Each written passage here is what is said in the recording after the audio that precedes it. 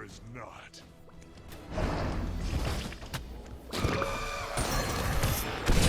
Twice your blade is swung, and twice of the... Hello everyone, welcome back to the channel. Today I'm playing Opwatch because I played a lot of this character in Smite 1 and I'm actually interested in seeing how well he does in Smite 2. It is quite exciting, really. I remember playing him in Smite 1 a lot and I cannot stress how much I played this character. Yeah, so well, I guess we're starting right away. And I guess we're not starting right away. I misread that. Anyways, he is a very low mobility character, but has a lot of poke. And I think the only god better than Opwatch in terms of poke is Agni. And I think it's funny how Agni is disabled, so I'm going to post one of my recent Agni videos after this one. I'll probably post all the recordings I've been holding on to just because I finally had some free time. It's been a busy last few weeks. But yeah, Opwash is new to Smite 2. He's an old god from Smite 1, so he's not a new god, technically. Just gonna take this real quick, secure it. Seeing as you can now build bluestone on mages, I will take advantage of that to build bluestone. Leveling order on Opwash, you want to max out your 2 first. It is your main form of damage, although you're basically relying on having those little objects from your 1 and 3 to be out, so you can actually get more damage out of your 2. But you can absorb the things you drop from your 1 and 3 to actually gain health and mana back. Okay, I cannot fight her close range. Discordia will destroy Opwatch if she's building full damage. Oh, she got it, that's fine. And you have to keep your distance because Discordia has a dash and you do not. Someone took my blue buff, not sure why. They thought that they needed more than the mage, but yeah, that's what I'm... Can I just sell this pot and... I'll probably just sell this. Why did I just use that? I was trying to sell the health pot so I could get enough gold. Yep. One of those moments. Anyways, moving on. Yeah.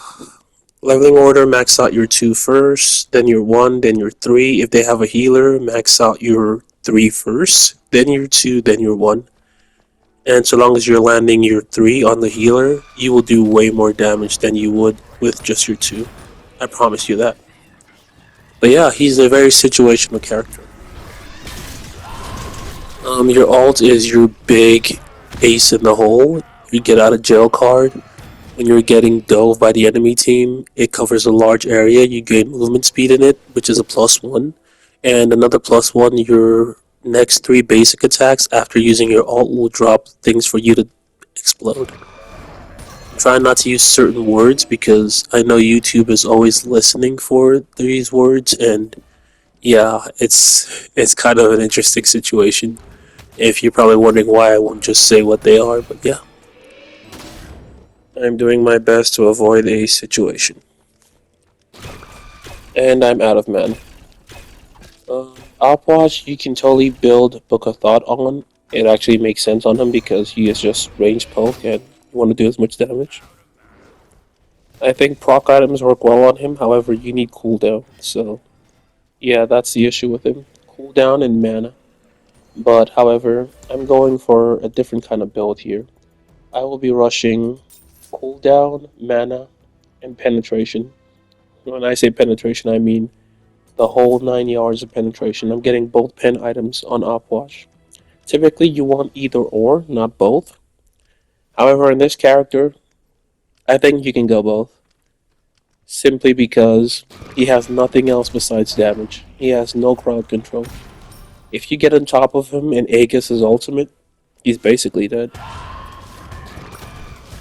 I'm ulting for red buff. Now you're probably thinking, that's a waste. Maybe, but using 3 abilities and then autoing while my teammates are getting destroyed, that's worse than just using the ultimate there. Now, the ult will be back on in like a minute and a half. Doesn't matter anyways, it's just a video game. No. Their Ganesh is just super tanky, which is why I'm going for Soul Reaver next. He is tanky in the sense of health, not really protections. And I think that's the issue with Smite 2 in general.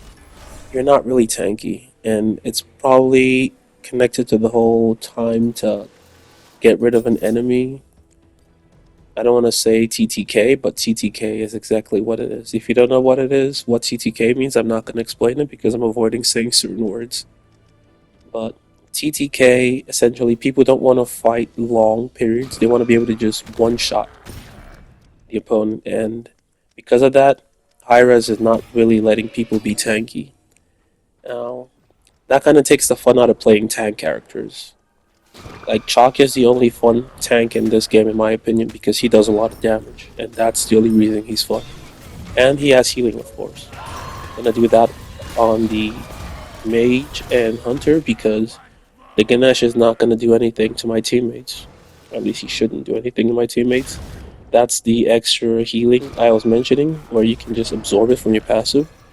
And of course, after using your ultimate, your first 3 autos will spawn those things for you to absorb or use for more damage. Like so.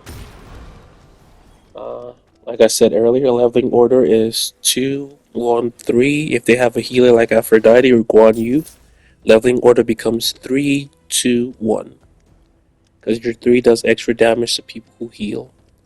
And that's the only reason you ever level the 3 over the other ones. Or if the enemy has a lot of mobility and they can just dodge your 1. Your 1 is a line attack, so if they're not distracted by a tank, it's kind of hard to just land it because they see it running at them in a straight line. They can just walk to the side. In that case, you would level your 3 because it's less easy to dodge. However, your 1 makes it easier to land your 3 because of that slow that it deals. I believe it starts at 20% and goes up to 40% when it's fully ranked. And yeah, aside from the slow on the 1, your only other crowd control is on your 3, but that is only if they use a healing ability. And it has to be an ability. It doesn't work on lifesteal. So yeah. Also, your ultimate has anti-heal, which is pretty cool. Just this big zone of anti-heal. Actually makes the healers back off.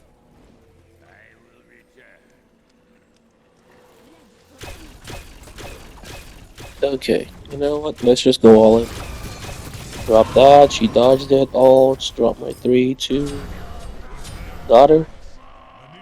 And they're still fighting over there. I'm not just gonna run over there because I have terrible mobility. I see him. 1-2 combo, he's dead. Alright, time to back off because the Scordia can in fact one-shot me. If she's building damage, of course.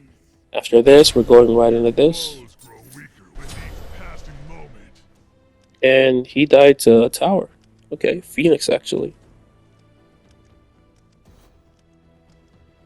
Let's get the cooldown because we need that. I think Bluestone is really good on this character. I mean, you could go Archmage's gem, but Bluestone is just better. It's consistent. That's why it's better. And look at that, he just dodged the line attack, like I said. In that situation, that's where you would level your 3 over your 1. Because he can just hopscotch and jump over it. It's a straight line. Yeah. I'm going to use the 3 because he can't just dodge that. As opposed to the line attack. Yeah. That's what I was referring to. I could ult to trap them under their own tower. And make them back away. That's another good use of Puch's ult. I don't know if it's Puch or Puch. Like so. Now they have to back away even within their own tower. The downside is I no longer have ult, which is why she's stepping up.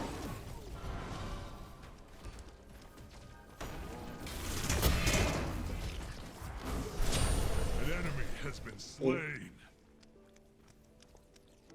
Okay. Just poke a little bit. Nope. Time to run. Yeah, this Ganesh is probably so mad right now. Got rid of the wave. What is he doing over there? Anyways. Yeah, this character was one of my all-time favorites back when I only played mages in Smite 1, before Surtur was released, and suddenly I found myself playing Surtur non-stop. Good times. Alright, we are top damage. It's all going well. After this, I'm going for Obsidian Shard for even more penetration, because why not?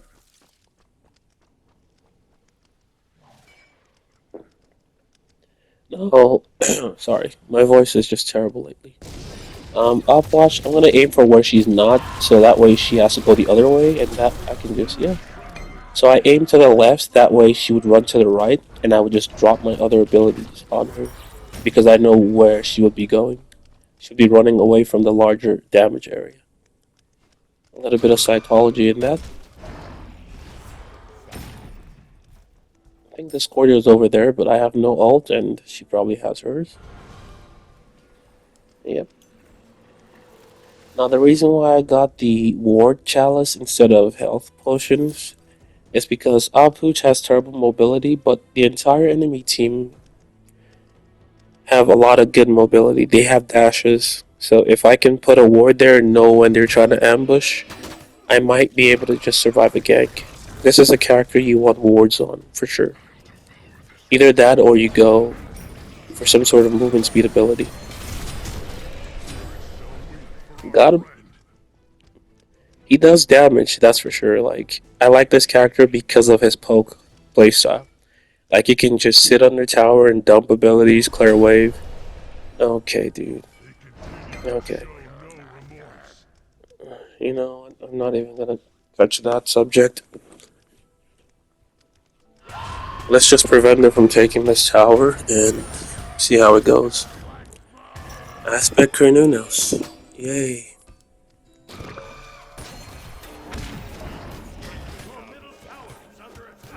So whenever you absorb the things you drop, you reduce the cooldown of your 1 and 2. And by playing it this way, I could just reabsorb it, get some mana back and some health back, stay healthy. The goal is not to actually get rid of them, the goal is to prevent them from taking our tower. Because if I were trying to get rid of them, I would just use my ult and drop my entire kit on them. But yeah, also there's another good item on Puch. It's Gem of Isolation. She walks forward towards me to avoid the damage, is what I've noticed. Gem of ISO works well on Puch because it slows people down when you do damage. Especially with his 1. There's this cringe thing people do where, I mean, people used to do in Smite 1 where you would level out the 1 first and then get Gem of ISO, so the slow would be really horrible. But of course now they have items that can make you immune to slows in Smite 2, which was not a thing in Smite 1. But yeah.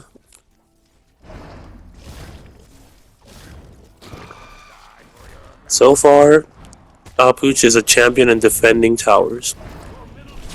He's too far away. Okay. It's criminal he got that kill, but whatever. I'm low health, I don't have ult. Just gonna clear wave and back.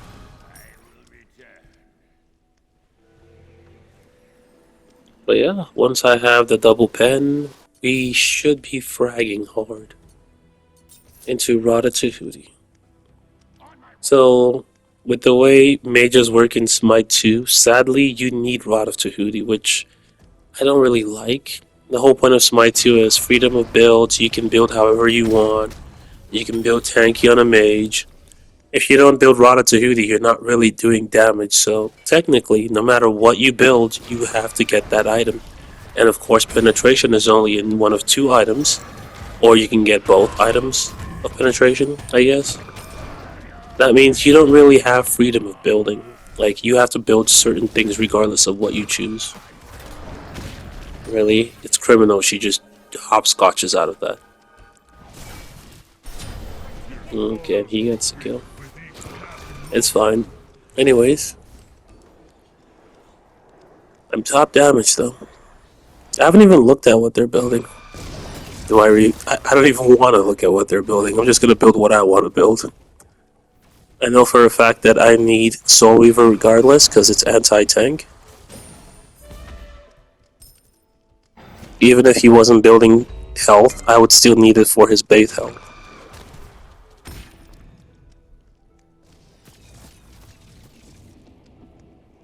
Now, what's next? I could still just drop abilities on him. Like, the range is actually pretty good. But the downside is I have terrible mobility. If he dashes towards me, he's basically on me. And he chose not to. I'm gonna do this to keep them under their tower. Give Fenrir and Kernunos time to get that. Excellent. Drop everything on her.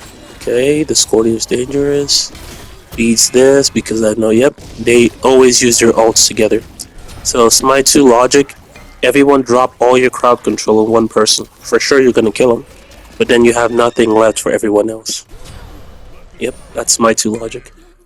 And it's not just me though, if we had a tank, they would do the same thing. Like, everyone will CC that one person, and of course it guarantees they're gonna kill him because he can't even play the game. Wow, what is the Discordia building? Because it guarantees he can't even play the game. For example, if Discordia stun me into Yashar stun and then Ganesh silences me, that's about 6 seconds where I cannot do anything. I'm just dead. And that is how Smite 2 works, literally. I'm not even mad, that's just a game.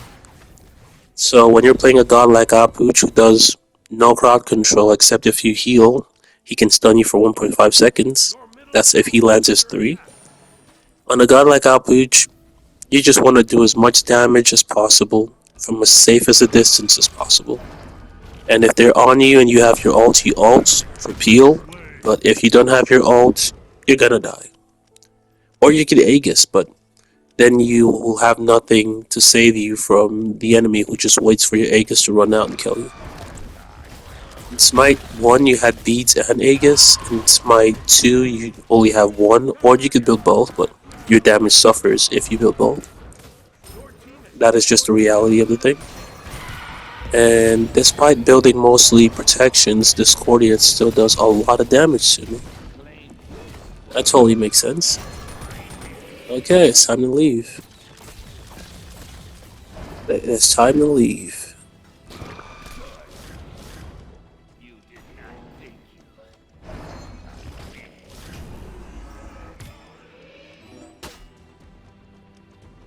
Discordia is broken, dude. Look at this. She has Book of Thought, and that's it. The rest is protections. And she does so much damage. Okay, why are you chasing me? I'm just gonna heal left and right. And he's dead. He should be dead for that. Nope.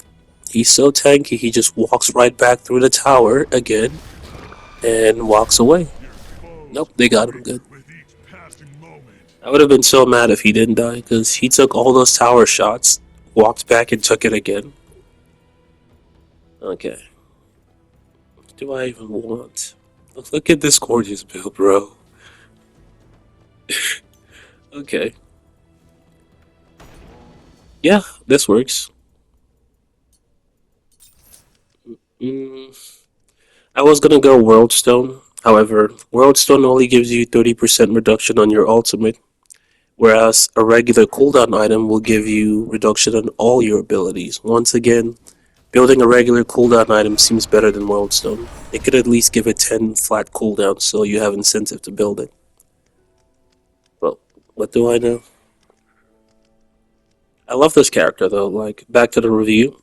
I'm happy they built this. It's probably Fenrir who did this, but thank you anyways. I should be able to one-shot one person on their team right now, because I have ults. Do that, drop. What stunned me?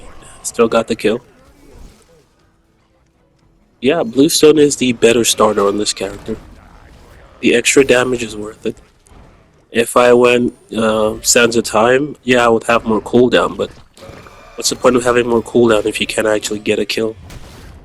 You're just annoying at that point, you're not doing anything.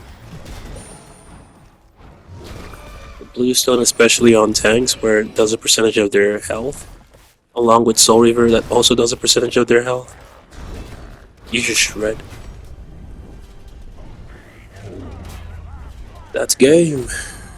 I want to see who's top damage actually. I'm top damage. I'm not top kills though. Aspect Sirius top kills. Wow, that's a lot of self healing. That's funny. Almost 4K. But yeah, like and subscribe.